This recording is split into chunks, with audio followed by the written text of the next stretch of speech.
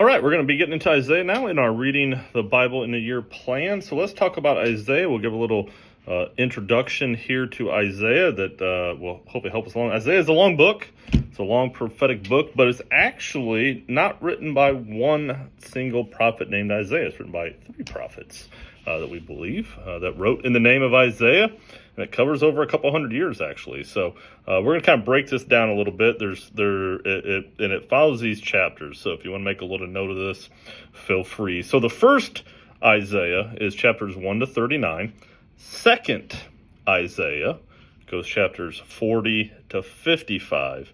And third Isaiah goes 56 to 66. So a little bit about these Isaiahs and what's going on. So first Isaiah from 1 to 39, they come from an 8th century prophet who was in Judah and Jerusalem at the time. So it's a little note. And the reason why I lift these little points up is because when you read Isaiah and you read these chapters, just see if you see a difference in the story that's being told or what's being written or what the prophet is sharing or what's going on with Israel and what's going on with the people.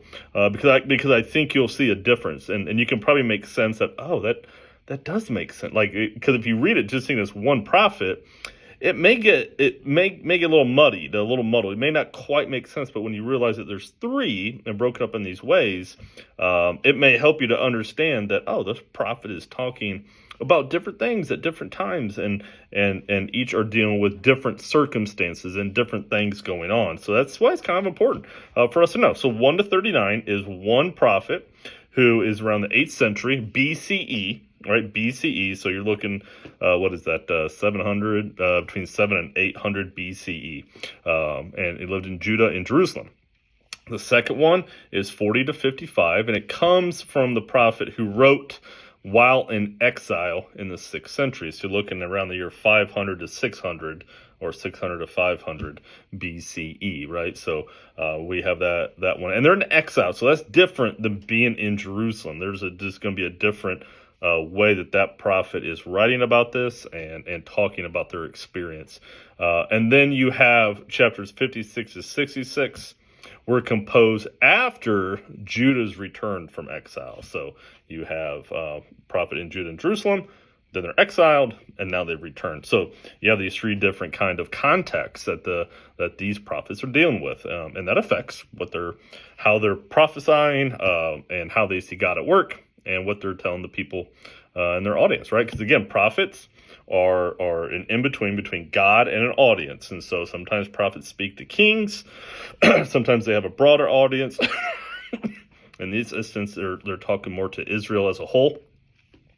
So this is kind of where we get Isaiah. So let's talk about first Isaiah. So the original Isaiah, we believe, started around the year 742. When King, I'm going to try to pronounce his name right, Uzziah died. This is when the prophet Isaiah was raised up. He believed that he received his vision during this time to begin his work as a prophet. So this is when he begins his work. A lot of sayings we are familiar with will come from Isaiah, from all three of these prophets. We go to Isaiah a lot during Advent. So you'll see some of Isaiah as this, because once we saw Jesus, right? Once we believed in Jesus, when they go back and read Isaiah, they would treat some of Isaiah's writings as a prediction about Jesus. Here's the thing, though. They're not actually predicting Jesus. I know that may kind of like push up against what we've always kind of thought, but they're not predicting Jesus. At least these prophets are not. They are talking about a Messiah to come. Who they believe a Messiah would be, what the Messiah will look like, act like, ministry, things like that. But they don't know about Jesus specifically. It's only in light of Jesus now and how we understand Jesus and his ministry and mission that when they go back and read that, they're like, wait a second. Could that also be talking about Jesus? Because remember, Scripture can have multiple meanings. And for somebody like Matthew, he believed there was multiple levels to this meaning. Maybe there was a meaning during that time when they're speaking to Israel, but also that those prophetic messages could also be talking about Jesus and his ministry. So they looked at it in these different ways. But it was a reading back into the scripture in light of Jesus. They're like, hey, could he be talking about Jesus? Because some of what Isaiah says matches up with who Jesus is. But it's just important to know Isaiah, and nothing in the Bible, let me be clear about this, nothing in the Bible should be used as a prediction of the future. The Bible is to draw us closer into a life of faith with God and with Jesus. That's the point. It's not a crystal ball where we get to make predictions, and it is making predictions. It is to help us to draw closer into that life of faith. But it's now just in light of Jesus that they're kind of feel like, well, maybe someone this prophet is talking about has different meanings to it. So it's just something to kind of note about that. And that's where like the prophecy and how we interpret it can get it gets a little confusing at times. I mean, it's why we got to go to school and study this stuff for a while and to really understand it. So when we preach about it and talk about it, we do it solid justice, but also allow space for us to move with and through the scriptures and to find meanings in it. The original Isaiah also lived in a time of like just an impending disaster. Like, I mean, things just weren't good. The Assyrian Empire is strong, and they got a big military. They're gonna come for Israel. Nothing much Israel can do. And he doesn't really give the military of Assyria credit, like for their strength and all that. He just says basically it's God who's allowed that because Israel's been unfaithful to God. They're worshiping other gods, as we just see over and over again. Like, they do it over and over again. They just continuously worship other gods instead of God. And of course, this upsets God. And also Israel, between their economic systems and their social systems that they're set up at that time, are creating some massive injustices. Again, the prophets speak a lot about injustice, so Isaiah is no different. The first Isaiah is no different to this, but there's some injustices that are creating oppression and some harm to the people. So this first Isaiah looks at what they're doing and the Assyrian Empire rising up against them as a way that God may be using the Assyrians to punish them for their unfaithfulness. So that's kind of the way he looks at it, because if they decided with God, he believes God would take care of Assyria. And so Isaiah calls for a better life with God, for Israel to turn back to God, to do away with their worship of other people, and to create better ethics and a better society that better reflects the nature of God. And that's what he's calling the people to do. The second Isaiah that we have mentions a lot of Babylonian deities instead of Assyrian or Canaanite gods. So you'll see a shift in the second Isaiah with some of this. He also sees the Persians conquering the Babylonians as a sign of hope. The one who leads Persia is named Cyrus. He sees him as being somebody who's anointed by God to lead Persia against the Assyrians, to destroy them, as the sign of hope for Israel, because now the Judeans can be brought home. They can be brought out of exile and back home, and this is good news to them. This is good news. So he sees God using Cyrus and Persians in this way. And again, remember, God isn't just with Israel, right? We got to constantly remember this, right? We sometimes we think God is only with Israel or God is only with America. That's not true.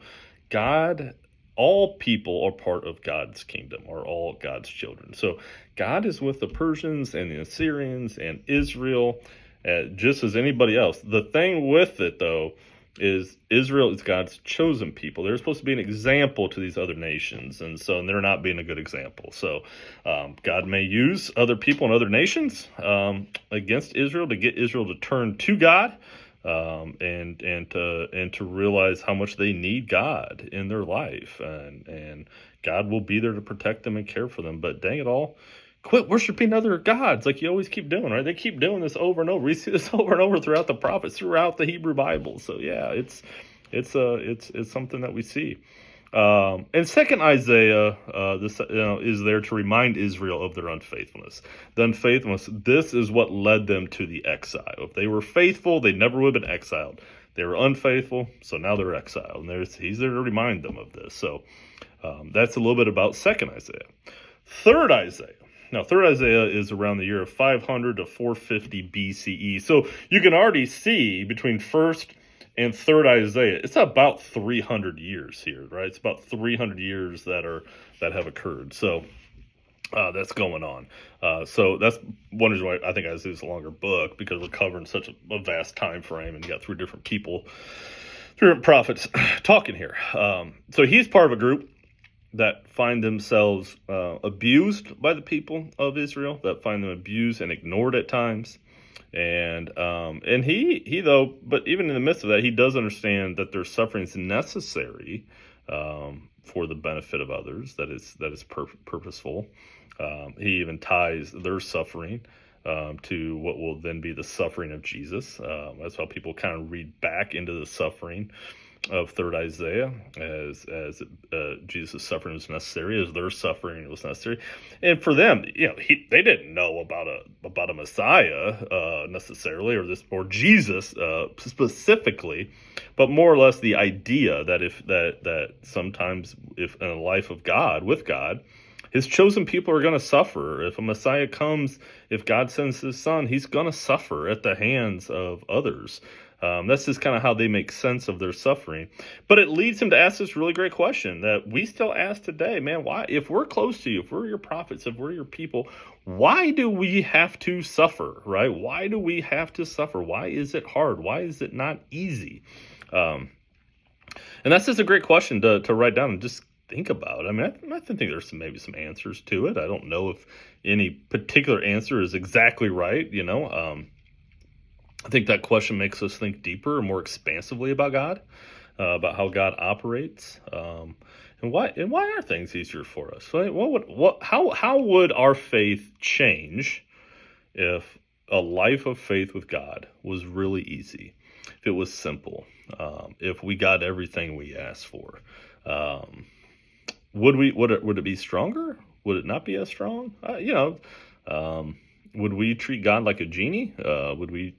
How would our worship change? I think it'd be very, very different. But it's just something kind of interesting to think about, and I think it helps us to understand God better. Maybe. What would it be for us if we made everything really easy on our children? How do you think our children would be? How do you think they'd behave? If our children got everything they wanted in life, everything, they never suffered or went through hardships or hard times, how do you think how would their character be? How do you think they would treat others? In that, you may find the answer about why at times some of God's people suffer, and they aren't always given an easy way. I'm thankful for some of the hardships I have suffered. It's made me a better person. It's made me more compassionate, more empathetic to others, understand people better. I think this is part of Jesus's thing too. He understands our own suffering, because he too has suffered, right? And so, great question. This is a great question, one that should always stir in us, but should help to drive us to understand God better, not to drive us away from God and to think that life will just be easy because we have faith in God. So, but Isaiah's asking this about 2,500 years ago.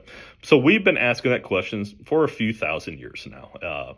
And people wonder, why don't we have the answer to this? Well, they've been asking for 2,500 years, if not longer. So, nobody's come up with a great one yet. I just think it just helps us to really think about God. And I think it's a very interesting question. It's one that we ask a lot in our own suffering. We ask when people die. And again, it's just a challenging part of a life in faith. Third Isaiah's vision is an important one for the church and for God's people. This vision that Isaiah kind of lays out is one that of welcoming all people, this expansive kind of ministry where God goes to all ends of the earth, one that will accept Jews and Gentiles, will match up to what kind of ministry Jesus does and what Jesus proclaims. And this really becomes kind of this bigger mission of the church. There's a book called the Isaiah Vision. I believe that's the title of it. I have it at home. Very small book, 60 pages, I believe, but takes a lot of info from Isaiah about how we are supposed to be as a church and as people, and it's really good. Like, I've got a lot of stuff from it, and it's really amazing if you think about this being written 2,500 years ago, and we could apply Isaiah's vision today in our church. And I believe we would have a successful church that looks a lot like Jesus and a lot like God would it has intended. So that's just really a powerful thing. I think Isaiah is a powerful prophet, speaks a lot of wisdom, gives us a lot to think about, a lot of challenging stuff. It's a long book, so have your notepad, have your highlighters ready. Have questions, write stuff out. And dig deep into these prophets, man. They're my favorite. I love the prophets, so I love to be challenged when I read the Bible. I love to be challenged in life. So for me, I love reading them, and I hope you do too. And keep reading that Bible. Keep enjoying the journey through your Bible in a year. All right, have a good one.